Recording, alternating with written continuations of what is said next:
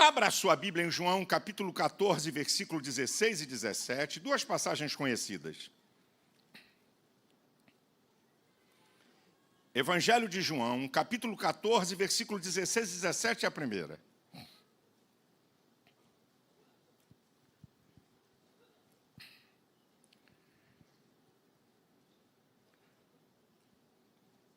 E eu rogarei ao Pai, e Ele vos dará um outro Consolador para que fique convosco para sempre. O Espírito de verdade que o mundo não pode receber, porque não vê, nem o conhece. Mas vós o conheceis, porque habita convosco e estará em vós. E a outra passagem conhecidíssima é Atos, capítulo 1, versículo 8. É um texto áureo dos pentecostais. Atos 1, 8. Mas recebereis o poder do Espírito Santo, que há de vir sobre vós. Ser-me-eis testemunhas, tanto em Jerusalém, como em toda a Judéia, Samaria, até os confins da terra. Eu quero trazer uma palavra para você na seguinte temática. 4 características formidáveis do Espírito Santo e um objetivo principal. Esse é o tema da minha palavra. 4 características formidáveis do Espírito Santo e um objetivo principal. Nós somos pentecostais e muitas vezes falamos muito pouco sobre o Espírito Santo. E eu queria dizer alguma coisa sobre o Espírito Santo. A primeira característica do Espírito Santo que eu quero falar é que ele é o Espírito da verdade.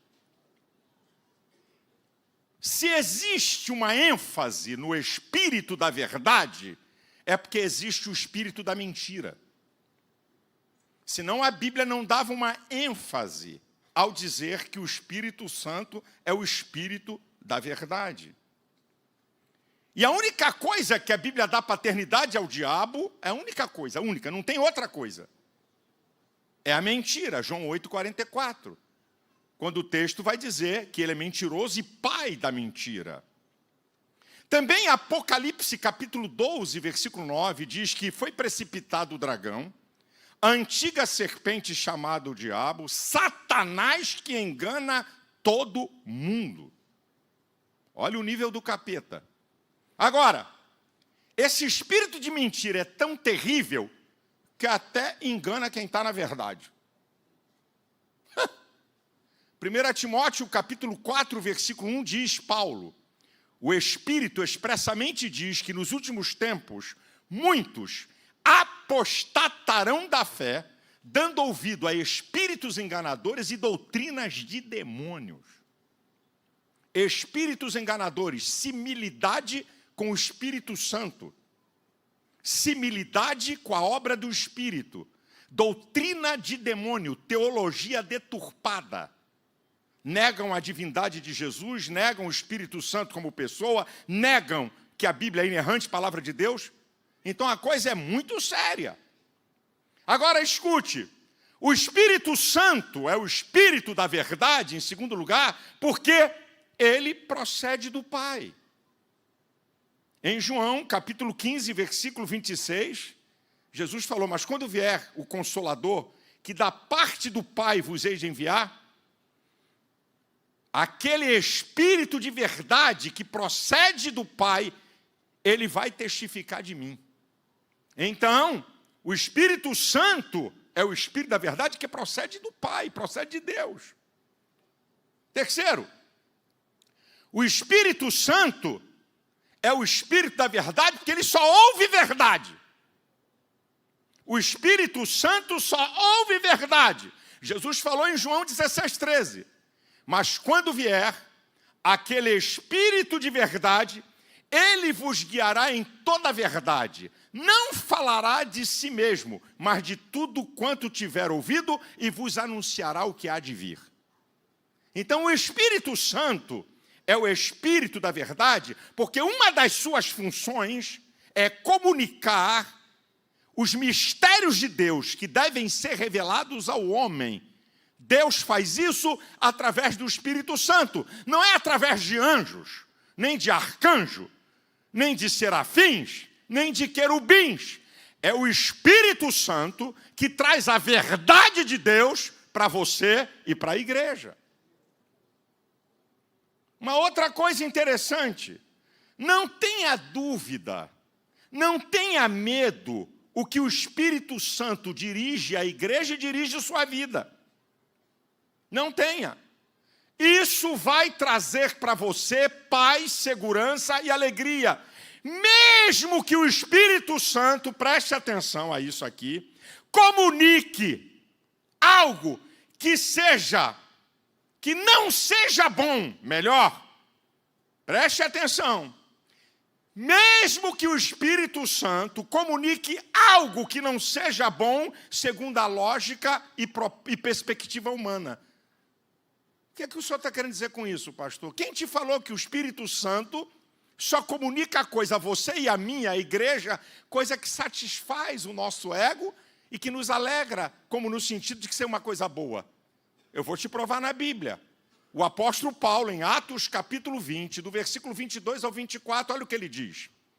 E agora, ligado pelo Espírito, vou a Jerusalém, sem saber o que há de me acontecer, a não ser aquilo que o Espírito Santo me comunica de cidade em cidade.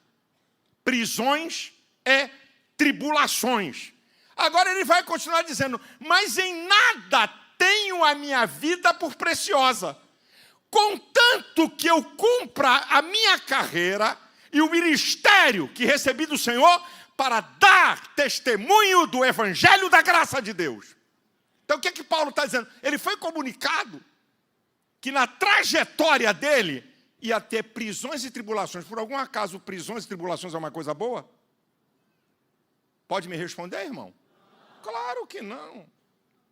Mas olha o que ele está falando, é o que o Espírito Santo está comunicando a ele.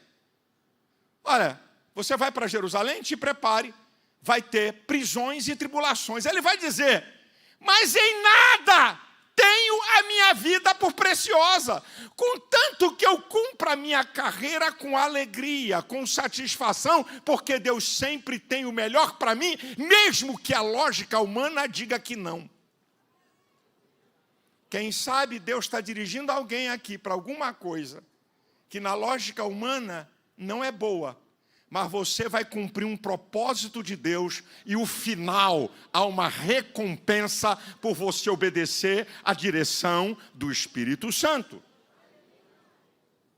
Escute, a verdade do Espírito Santo, escute isso aqui, sempre vai nos guiar para o centro da vontade de Deus, contrariando até uma coisa certa, boa, verdadeira e espiritual. Como é que é, pastor? Vou repetir. Está aqui escrito.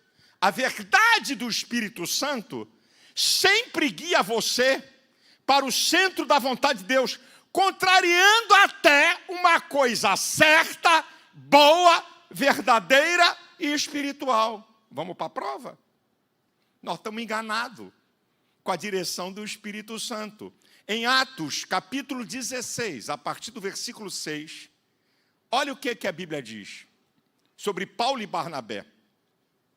E passando pela Frígia e pela província da Galácia, fomos impedidos pelo Espírito Santo de pregar na Ásia. Chegando a Mísia, intentamos ir para Bitínia, mas o Espírito de Cristo nos proibiu.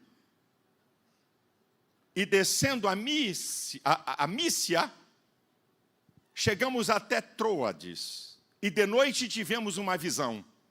Passa a Macedônia e ajuda-nos. Pare. Paulo e Barnabé queriam pregar o Evangelho. Estavam pregando o Evangelho. Foram impedidos de pregar o Evangelho na Frígia e na Galácia, isso é, na Ásia. Estavam fazendo uma coisa boa, mas foram impedidos. Depois chegaram em Mísia e tentavam ir para Bitínia, foram impedidos de novo. E à noite tiveram uma visão. Passa a Macedônia e ajuda-nos. Eles queriam pregar na Ásia, e o propósito de Deus é que eles pregassem na Europa, do outro lado. Então você pode estar querendo fazer uma coisa boa, mas que para o reino de Deus ainda não é a hora.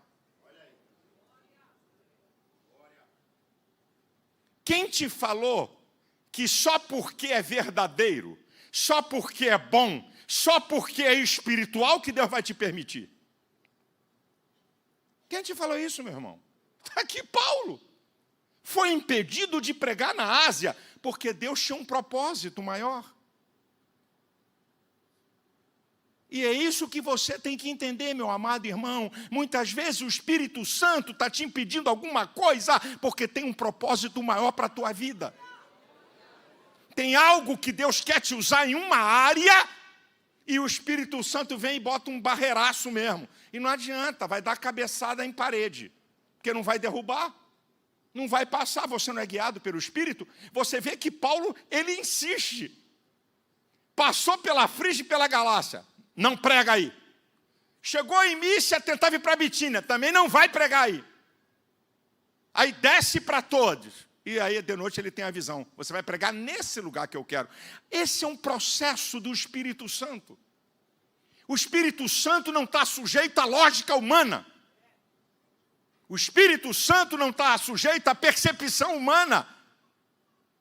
Ele tem propósitos para a sua vida e ele te usa em áreas, em lugares e em momentos que você tem que entender. Não é esse momento agora, meu filho. Você não vai fazer isso agora.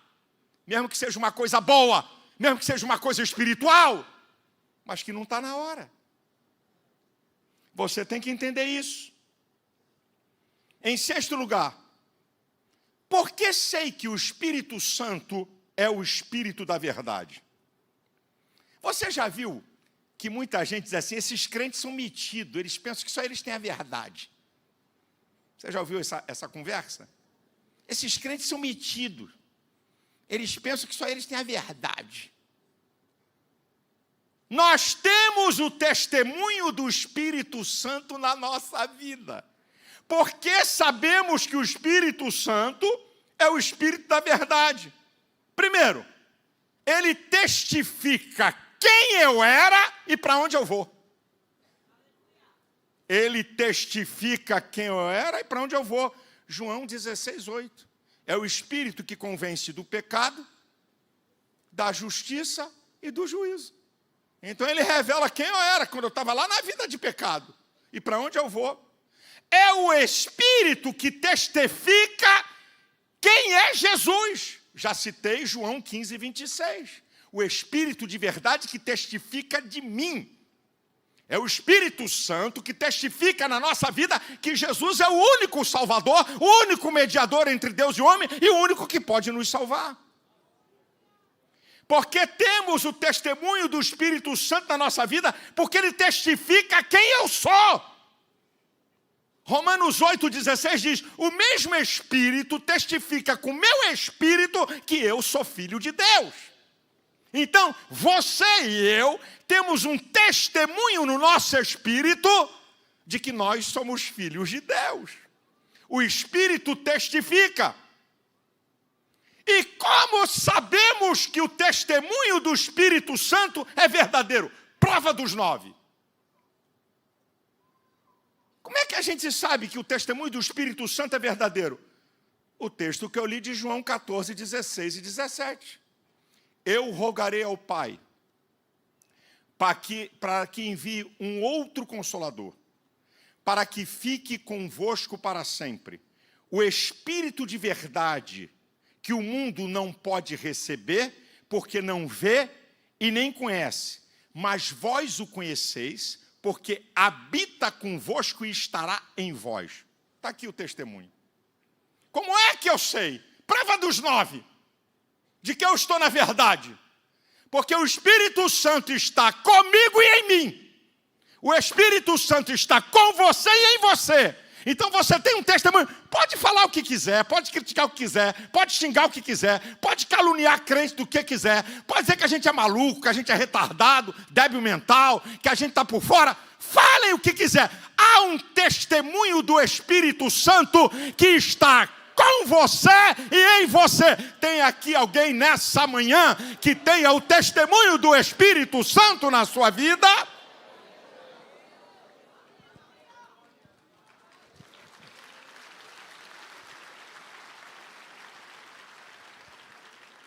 A segunda característica formidável do Espírito Santo é que ele é o Consolador. Primeiro, ele é o Paracleto, aquele que foi chamado para estar ao lado, para consolar, para acompanhar, para ajudar, para aconselhar, para defender, para interceder, para ser advogado. É o nosso Paracleto, é o que está junto de nós. Se puder aumentar essa letra, ia ser bom a beça, viu, gente? Isso é exame oftalmológico, vocês aí da mídia? É para exame de oftalmologia, para os irmãos que estão mais lá distante? Com espação desse, mas vamos voltar para a mensagem. É que eu estou só olhando o tamanho da letra. Mas vamos embora. Aleluia. Agora preste atenção. Olha o que Paulo diz em Romanos 8, 26. Da mesma maneira também o Espírito ajuda as nossas fraquezas. Porque não sabemos o que havemos de pedir e como convém. Mas o Espírito intercede por nós com gemidos inexprimíveis. Olha que papel magnífico do Espírito Santo. Você está aqui, eu estou aqui, tem gente aqui no Brasil, no exterior, enfrentando a maior luta da sua vida. Problema de casamento, problema com filho, problema com filha, problema de saúde, problema de finança, problema de perseguição, e vai por aí afora, os N problemas da vida. Nesse exato momento, o Espírito Santo intercede por você diante do Pai. Ele é o teu consolador, é o teu companheiro, é o que está junto, é o que ajuda, é o que defende, é o que intercede, é o seu advogado. Você está aqui, calma. Quieta teu coração, você tem um advogado diante do Pai. Ele está falando com gemidos inexprimíveis. Nem Paulo conseguiu classificar a maneira que o Espírito Santo intercede. Ele consegue perceber que é algo diferenciado, mas você pode ter certeza que o Espírito Santo nessa hora está intercedendo por essa causa, está intercedendo por esse propósito. E vou te dizer mais uma palavra, sabe por que você ainda não sucumbiu? Sabe por que você ainda não acabou de vez? É exatamente devido à intercessão do Espírito Santo que está em você e com você e te consola. Ei, vamos para frente. Eu estou com você. Não vai te destruir. Eu vou te ajudar. A porta vai se abrir. Vai chegar a vitória. Oh, tem alguém aqui que pode exaltar ao Senhor? Nós temos um Paracleto, um Consolador.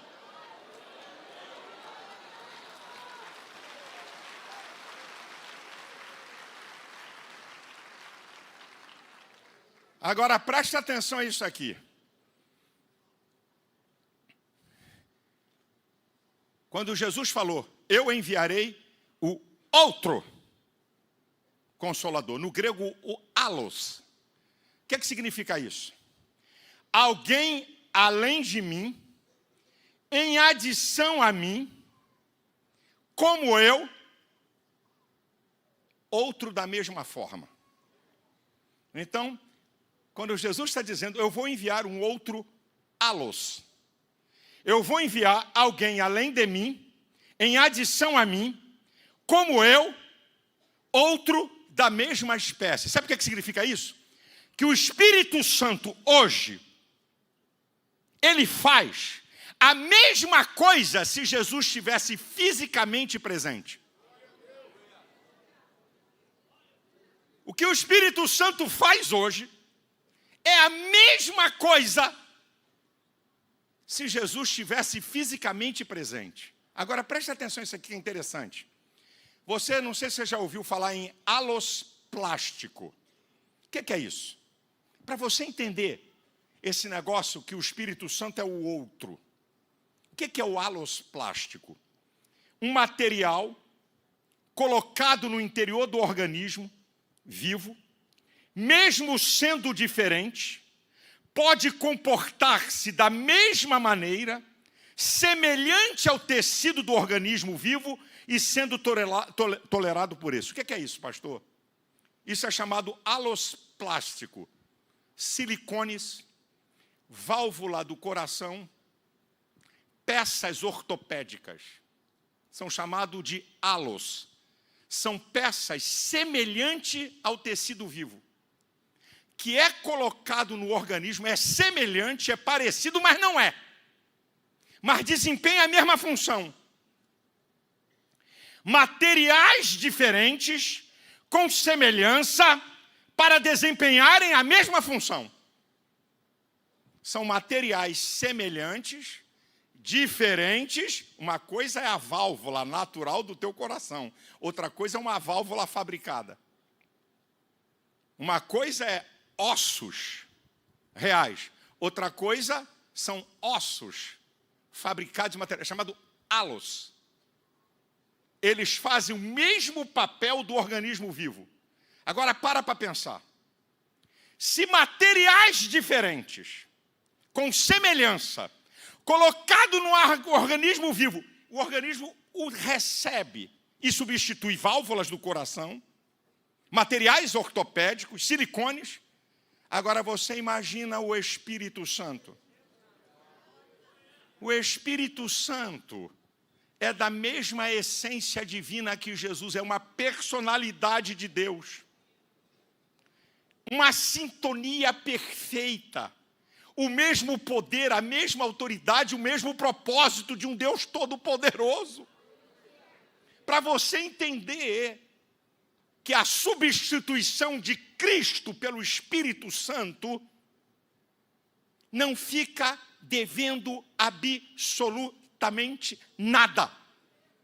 O mesmo poder, a mesma graça, a mesma unção, a mesma alegria, a mesma presença, é igual. Se o homem consegue fazer peças semelhantes, que substitui perfeitamente, é a mesma palavra no grego. Eu enviarei um outro, um halos, um igual, semelhante, em adição a mim, como eu, mas uma outra pessoa. Esse é o Espírito Santo. Por isso que no teu coração e na igreja tem alegria. Por isso que nós temos, Deus está aqui. O que é que nós estamos falando? Deus está aqui. Deus está nesse lugar. É o Espírito Santo. É Ele que representa a pessoa do Pai e do Filho. É o Espírito Santo. Deus está no nosso meio. Espírito Santo. É o halos, é o outro. É o outro que veio em substituição, com o mesmo poder, com a mesma graça, com a mesma autoridade, com a mesma presença. Tem alguém aqui que pode adorar o Senhor?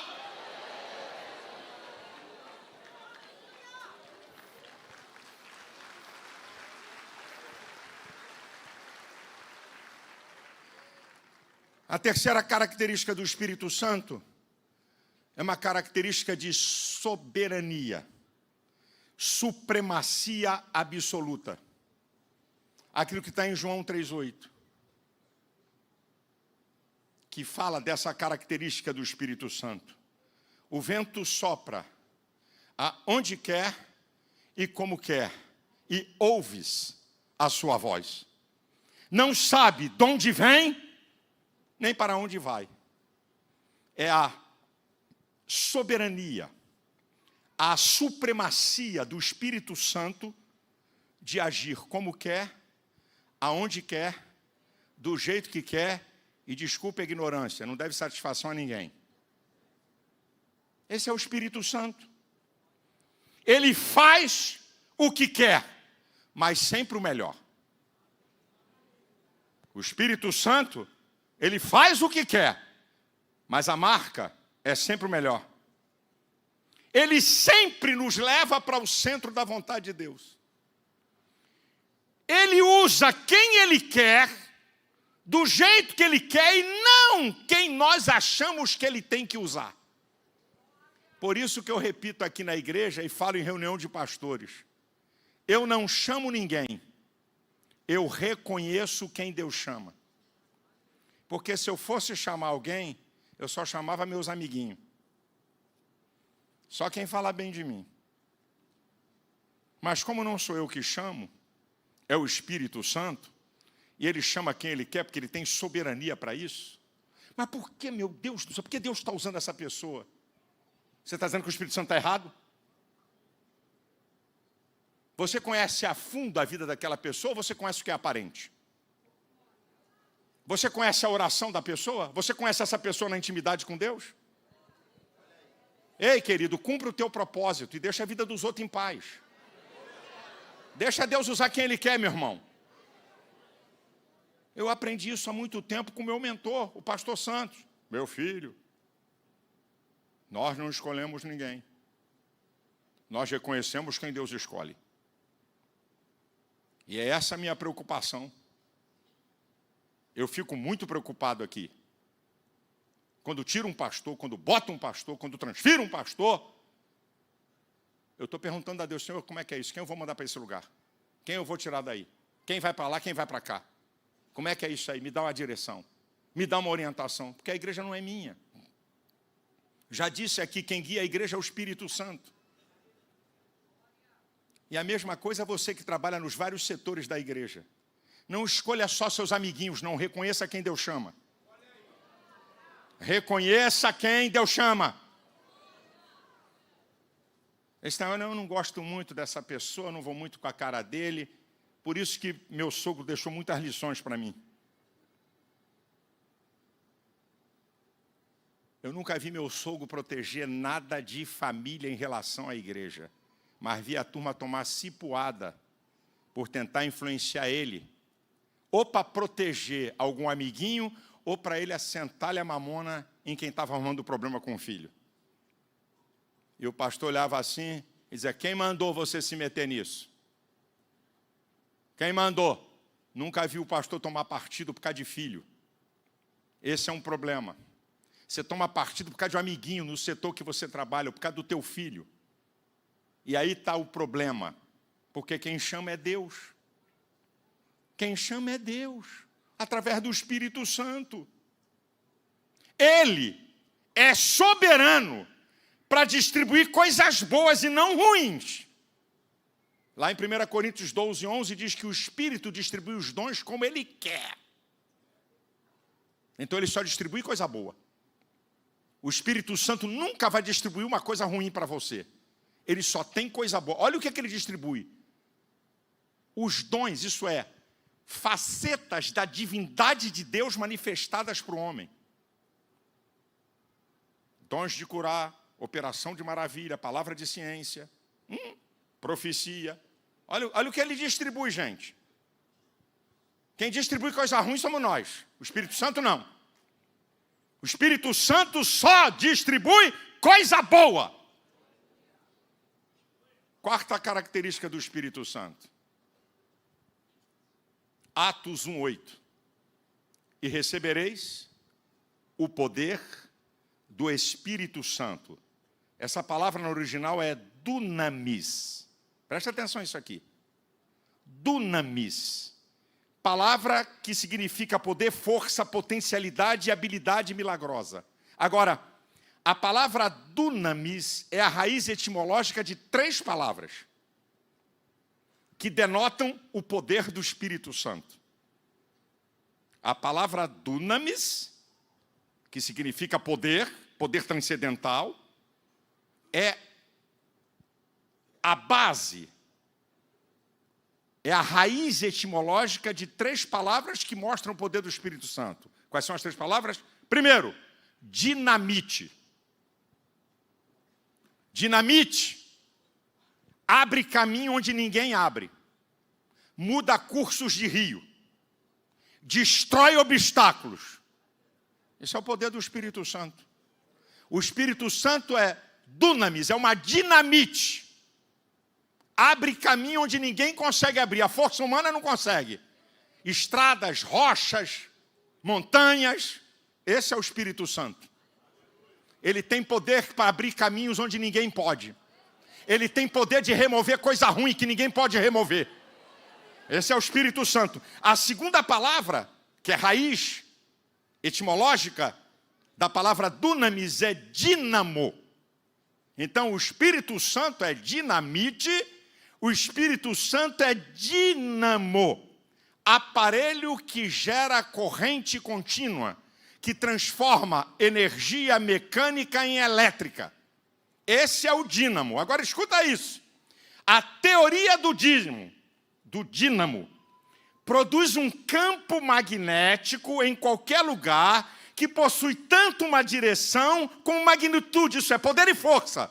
Esse é o Espírito Santo. Corrente contínua, poder contínuo. O Espírito Santo tem poder contínuo, nunca para. Poder contínuo. E ele tem uma magnitude. Onde ele chega, tem direção e poder. Chegou o Espírito Santo, direção e poder. Ele tem uma magnitude. Pode ser o lugar mais miserável, pode ser o lugar mais desgraçado, pode ser a pessoa mais desgraçada. É por isso que o mundo não entende. Bandidos, facínoras, criminosos. Chegou o Espírito Santo, com direção e magnitude, com direção e poder. Vai mudar o ambiente, vai mudar a pessoa, porque o Espírito Santo é dínamo. Ele gera poder, força e direção. Esse é o poder do Espírito Santo. E a terceira palavra, dinamite, dínamo e dinâmica. Dinâmica é movimento de forças. Olha que coisa interessante. A primeira vez que o Espírito Santo é citado na Bíblia. Gênesis 1, 2. E o Espírito do Senhor, a terra era sem forma e vazia. E o Espírito do Senhor se movia sobre a face das águas. Na Bíblia, quando a Bíblia cita pela primeira vez alguma coisa, geralmente está marcado a característica. Exemplo. A primeira vez que Josué é citado na Bíblia é Êxodo capítulo 17. Josué está obedecendo a Moisés. Marca de Josué, servidor de Moisés. No capítulo 24 de Êxodo, versículo 13, Moisés e seu servidor. Josué 1, depois da morte de Moisés, servo do Senhor, que Deus falou com Josué, servo de Moisés. Então isso é uma marca. O primeiro milagre de Jesus em João 2, transformou água em vinho. Isso é uma marca. Jesus sempre transforma para melhor. Jesus não piora a vida de ninguém. Tem Jesus, tem vida melhor. Tem Jesus, tem libertação. Tem Jesus, tem paz. Tem Jesus, tem presença marcante. Tem Jesus, tem mudança para melhor. É marca. Então a primeira vez que o Espírito Santo está sendo citado, ele está em movimento. O Espírito Santo nunca para descansar. O Espírito Santo não tira a soneca. O Espírito Santo é dinamite, o Espírito Santo é dínamo e o Espírito Santo é dinâmica. Movimento de força. Vem o capeta com tudo que tem direito. Chegou o Espírito Santo. Cai fora. Cai fora. Onde o Espírito Santo chega, chega força e poder. Onde o Espírito Santo chega, tem movimento. O mundo da luz sobrepõe ao mundo das trevas. Ô Espírito Santo! Ô magnífico Espírito Santo! Ô glorioso Espírito Santo!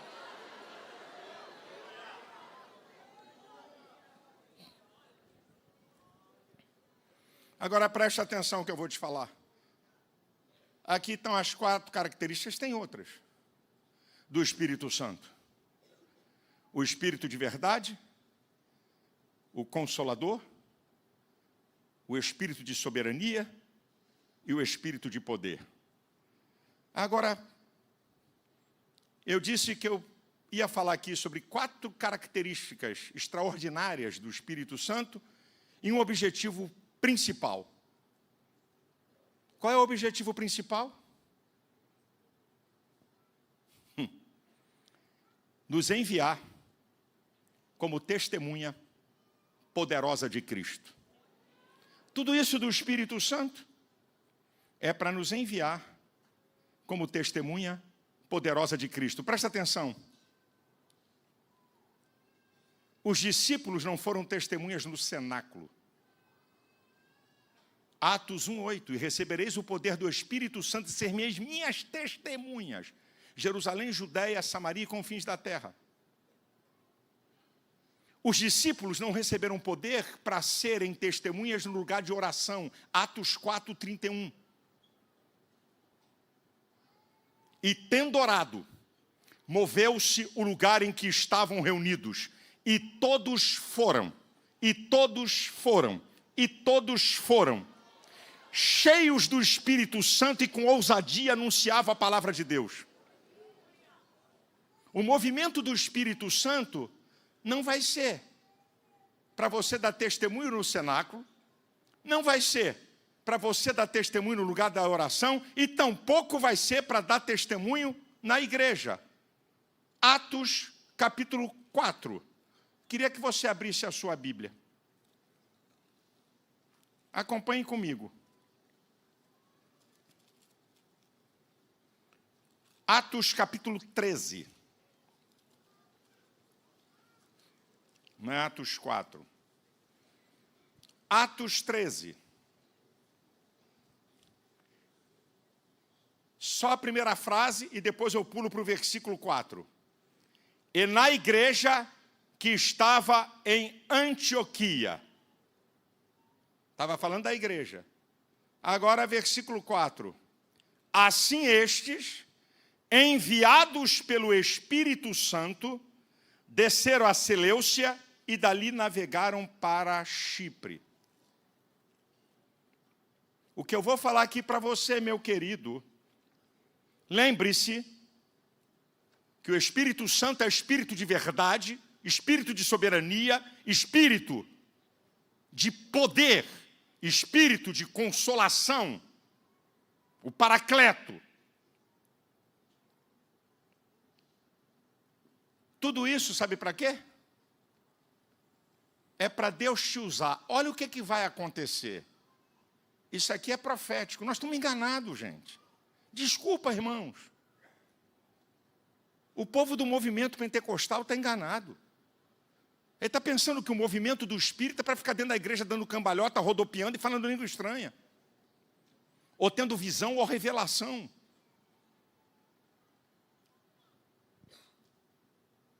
Paulo e Barnabé foram enviados pelo Espírito Santo e estavam na igreja. Agora acompanhe o que vai acontecer e é profético para você. Está com a Bíblia aberta? Em Atos 13? Então vamos lá. Acompanha comigo do versículo 8 ao versículo 10. Mas resistia-lhes Elimas, o encantador, que assim se interpreta o seu nome, procurando apartar da fé o procônsul. Todavia Saulo, que também se chama Paulo, cheio do Espírito Santo, e fixando os olhos nele, disse: ó filho do diabo, cheio de todo engano e de toda malícia, inimigo de toda a justiça, não cessarás de perturbar os retos caminhos do Senhor? Primeira coisa, nenhuma resistência prevalecerá contra você. Quem recebe isso aí? Paulo, cheio do Espírito Santo, estava pregando, tem uma resistência. A resistência hoje é no YouTube, no TikTok, no Instagram. Tem resistência. Segundo, continua comigo. Versículo de número 11. E eis aí, por agora, contra ti a mão do Senhor. Ficarás cego, sem ver o sol, por algum tempo. E no mesmo instante a escuridão e as trevas caíram sobre ele. E andando à roda, buscava a quem o guiava pela mão. Recebe isso aí, filho. Se você é cheio do Espírito Santo, sinais te acompanharão. Você não precisa ser pastor, nem irmã de oração. Você só precisa ser cheio do Espírito Santo. Terceiro, acompanha comigo, o versículo 12. Então, o procônsul, vendo o que havia acontecido, creu, maravilhado da doutrina do Senhor. Então se prepare, vidas se converterão. Gente vai aceitar a Cristo porque o Espírito Santo vai te usar. Continue, quarto lugar, versículo 13 e 14. E partindo de Pafos, Paulo e os que estavam com ele chegaram a Perge, da Panfilha. Mas João, apartando-se deles, voltou para Jerusalém. E eles, saindo de Perge, chegaram a Antioquia da Pisídia e, entrando na sinagoga num dia de sábado, assentaram-se. Então, segura essa daí. Nunca desistem. Seguem para cumprir o propósito, mesmo que alguém fique no meio do caminho. Você não vai parar porque alguém vai parar. Você não vai deixar de fazer a obra de Deus porque alguém da tua família parou. João Marcos voltou para Jerusalém, nós vamos prosseguir. Ninguém pode te parar se você estiver cheio do Espírito Santo. Quinto lugar, versículo 15 e 16. E depois da lição da lei e dos profetas, lhes mandaram dizer os principais da sinagoga, varões e irmãos, se tende alguma palavra de consolação para o povo, falai. E levantando-se Paulo e pedindo silêncio com a mão, disse, varões israelitas e os que temei a Deus, ouvi. Quem está cheio do Espírito Santo tem uma palavra de consolação e não de condenação. Onde você chega, vai ter paz. Onde você chega, vai ter alegria. Onde você chega, vai ter sossego de alma. Onde você chega, tem presença de Deus, meu irmão. Sexto lugar, eu não vou ler. Vai do versículo 17 ao versículo 41. Eu só vou ler o versículo 37. Você pode observar o que vai acontecer. Paulo começa a pregar. Qual é o tema central da mensagem de Paulo? Jesus Cristo. Olha o versículo 37. Mas aquele a quem Deus ressuscitou, nenhuma corrupção viu. O tema central da pregação de Paulo é Jesus Cristo. Deixa eu dizer uma coisa aqui para essa amadíssima igreja. Eu não tenho nada contra a mensagem de ninguém.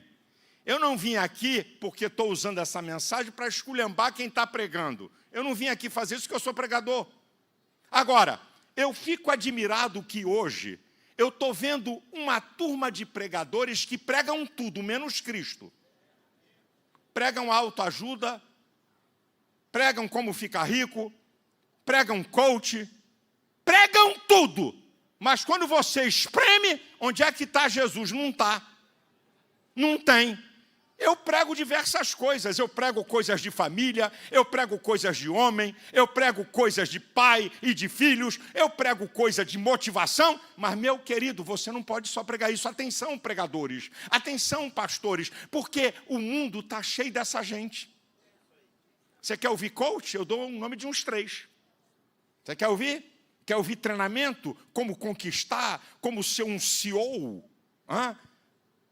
Com produtividade acima da média, como ser um funcionário top, eu chamo qualquer pessoa. Agora nós, povo de Deus, que temos o Espírito Santo, a mensagem principal é Cristo. Cristo salva, Cristo liberta, Cristo transforma, Cristo cura, batiza com o Espírito Santo, muda a vida da pessoa, liberta da bebida, liberta do jogo, liberta das drogas, liberta da prostituição, liberta do adultério.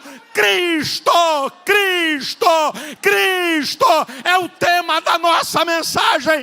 Cristo, Cristo, Ele vem buscar a igreja, Ele vem te salvar. Cristo, Cristo, Ele está vivo, cheio de glória, cheio de poder. A nossa mensagem central é Cristo.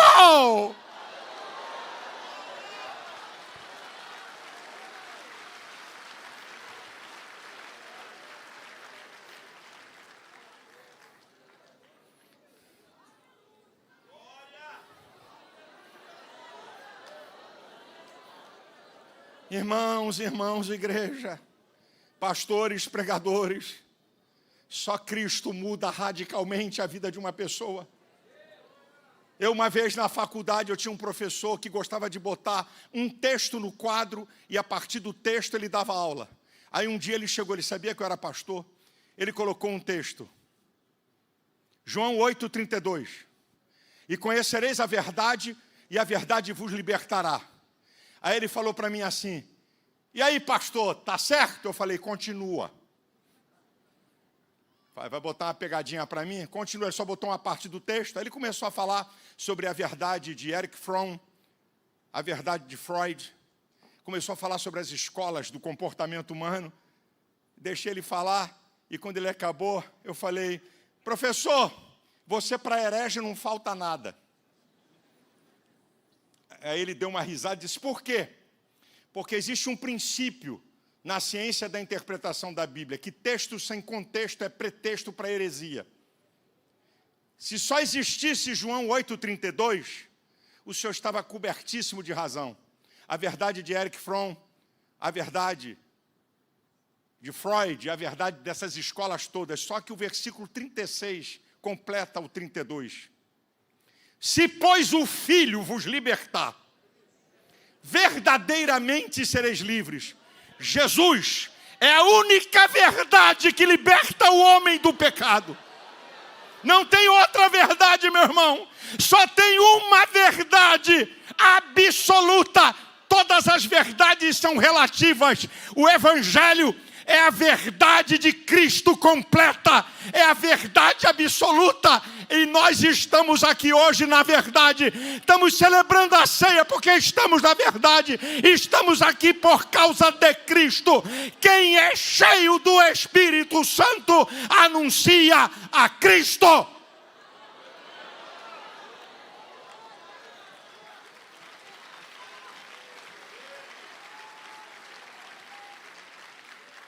Sétimo lugar, versículo 43. Já vou terminar.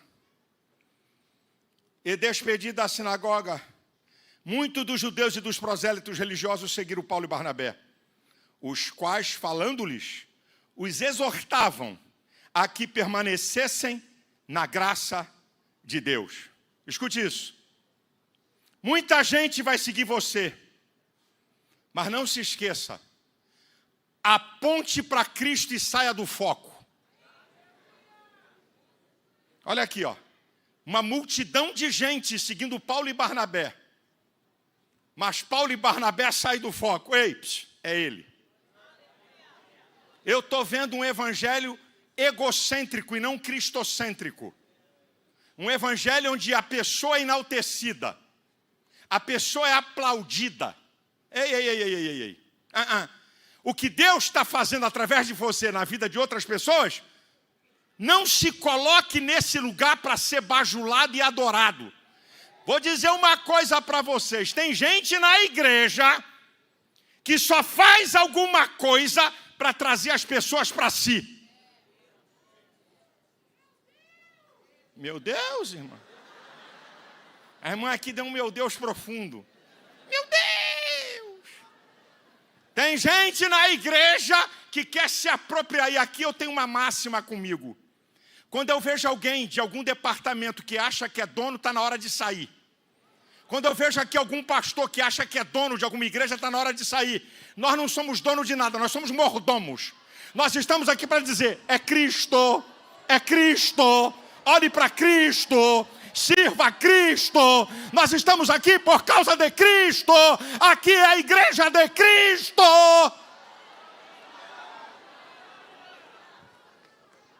Pessoas que não fazem discípulos para Cristo, fazem discípulos para si.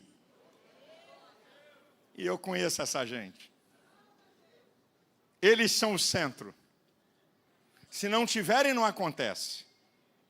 Se não liderarem, não acontece. Se não pregarem, não acontece. Se não tiverem à frente, não acontece. Nós estamos enganados, meu irmão. Nós estamos enganados. Oitavo lugar. Capítulo 13, versículo 45, a parte A. Então, os judeus, vendo a multidão, encheram-se de inveja.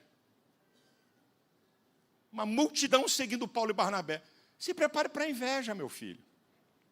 Você está fazendo alguma coisa que está dando resultado? Meu Deus, que luta, olha que maldade. Só está com pedra, parece que é um ditado antiguíssimo, em árvore que dá fruto. Estão falando mal de você? Eu fico muito preocupado se for elogiado por gente do mundo. Se eu ver gente que eu conheço, o que creem e o que fazem, elogiando a minha mensagem, eu vou ficar muito preocupado. Tem alguma coisa errada. Eu ver ímpio elogiar a minha mensagem, tem alguma coisa errada. Aqui, ó. movidos de inveja. 9º lugar, parte B do versículo 45. Está com a Bíblia aberta aí, irmão? Tá, né? Blasfemando, contradiziam o que Paulo dizia. Eu já vi esse filme. Se prepare para a oposição. Aqui, ó. Você pensa que é novidade agora?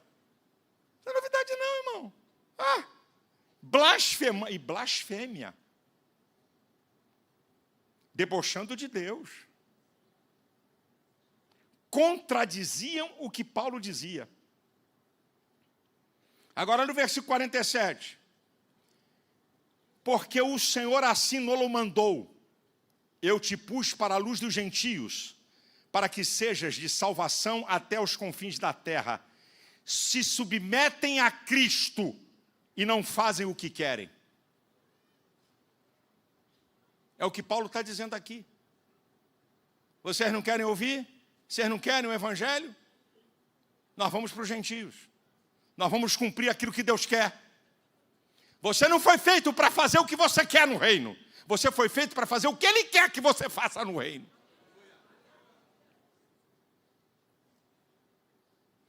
Olha o versículo 49, 12º lugar. E a palavra do Senhor se divulgava por toda aquela província. É profético, meu irmão. A partir de você, o evangelho vai ser espalhado na tua vizinhança, no teu lugar de trabalho, na tua escola, na tua família. Paulo e Barnabé, os dois, o evangelho estava espalhado naquelas cidades. 13º, versículo 50. Está pensando que a coisa vai melhorar, né? Mas os judeus incitaram algumas mulheres religiosas e honestas e os principais da cidade e levantaram perseguição contra Paulo e Barnabé e os lançaram fora dos seus termos. Não precisa nem explicar, né, meu irmão? Se prepare para a perseguição. Vai ser perseguido no teu trabalho. Vai sim, ainda mais se você disser que é membro daqui. Quem é teu pastor? Malafaia, homofóbico, ladrão. Eu sei o que é que eles falam. Você é um ladrão, vagabundo, bandido. Eu sei o que é que eles falam. Por isso que eu digo, quem é crente aqui da Devec tem que ser crente. Porque se abrir a boca para dizer que eu sou seu pastor, prepara que o pau vai quebrar. O couro vai comer. Mas isso é uma porta que Deus está abrindo para você provar o contrário, que você não serve a homem, mas serve a Deus. E que você está numa igreja que o evangelho é prioridade.